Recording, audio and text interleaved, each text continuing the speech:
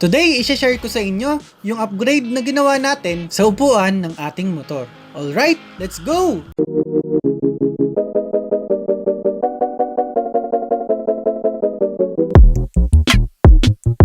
What's up yo guys, it's me JZ and we are back here with another moto vlog. Kung mahilig ka sa motorcycles, reviews and tutorials, you can hit that subscribe button for more videos. Bago ang lahat guys, isang mabilis na shoutout sa mga nag-comment sa mga past videos natin.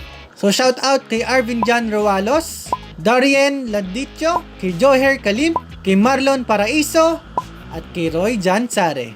Salamat sa inyong lahat at ride safe palagi.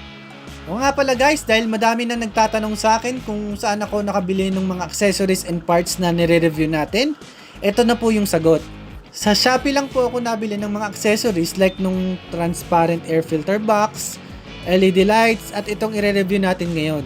At dahil generous tayo, may ipapagamit ako sa inyong referral code at kapag ginamit nyo to, magkakaroon kayo ng 100 peso discount sa next Shopee transaction nyo. Ang itatype nyo lang ay ito guys. So yun nga, ire-review natin itong bagong lagay natin na accessories sa ating motor. Pakita ko muna sa inyo guys. Ang tawag dito ay seat damper. Bali, pagbukas nyo ng upuan nyo, kusa nang aangat ang upuan nyo. Tapos magsisilbi na rin siyang stand para manatiling bukas ang mga upuan nyo. So mamaya guys, sasabihin ko sa inyo kung ano-ano ba yung mga pros and cons ng bagong accessories natin na to. So pakita ko muna sa inyo kung paano ko to nilagay. A few moments later. So may mga kasama naman siyang tornilyo tsaka mga brackets. Ito tornilyo lang natin siya dun sa mismong upuan natin tsaka dun sa mismong utility box natin sa loob.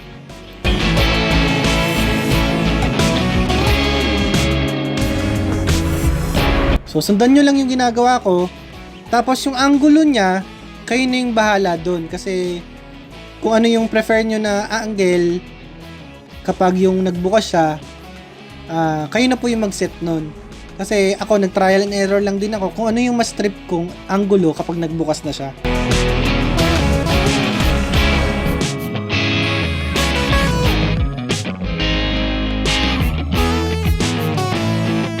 One eternity later. Ayos, di ba guys? Napakaangas tignan. So, discuss na natin yung pros and cons. So, para sa advantage nito guys, ang pinaka nagustuhan ko dito ay ang automatic na pag-angat ng upuan natin once na binuksan na natin siya. So bukod sa functionality niya, nagustuhan ko rin yung dating niya. So pagdating sa aesthetics, aangat talaga tayo sa ibang may motor. Maganda talaga siya tignan at napakaangas. So syempre, kapag may advantage or pros, meron ding cons or yung disadvantage. Ang hindi ko lang nagustuhan dito guys ay mababawasan yung mga gamit na pwede nating ilagay sa utility box natin. Dahil ito doon sa space na nakuha nung mismong seat damper. Pero overall, sa tingin ko, nagustuhan ko siya dahil yung functionality at aesthetics naman ang habol ko. Bukod sa napakaangas niyang tignan, kusa din siyang magbubukas para sa atin. So nga pala guys, kung meron kang gustong ipa-review na accessories or performance parts, pwede mo yan i-request sa comment box below. So kung nagustuhan mo ang video natin ngayon, kindly hit that like button. At kung may tanong ka naman, suggestion o kung gusto mong magpa-shoutout, i-comment mo lang sa baba ng video na to. At kung napadaan ka lang sa ating channel, kindly hit that subscribe button for more videos. Again, this is JZ Vlogs and see you sa next video!